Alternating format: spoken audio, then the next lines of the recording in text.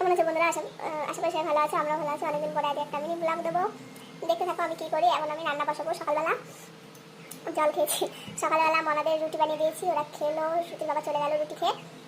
গুলা রুটি দিয়ে বানিয়েছিলাম, গুলা রুটি পেঁয়াজ দিয়ে বানিয়েছিলাম। এখন আমি বানাবো লাউ তরকারি মাছ দিয়ে, চলো দেখি।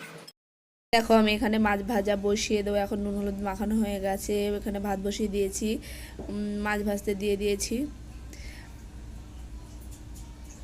দেখো এখানে শ্রুতি এসে গেছিলো, বলছে মা আমাকে একটু আচার দাও। আমার বোন পাঠিয়েছে আচার, তো খাবে। দেখো লাউ কাটা হয়ে গেছে, কি জলদি জলদি কাজ করছি না। দেখো একটু আম কেটেছি দেবো বলে রোদুরে।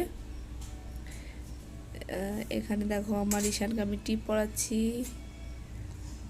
আমার শ্রুতি বলছে ওখানে একটা দাও, ওখানে একটা দাও, তাই ওখানেও একটা দিয়ে দিয়েছি। না আমি অত এখন দিই না, একটু বড় হয়ে গেছে না, ওর জন্য।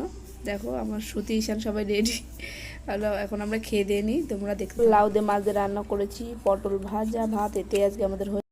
দেখো আম শক্ত দিয়েছিলাম, এত রোদ্দুর যে একদিনে কতটা শুকিয়ে গেছে।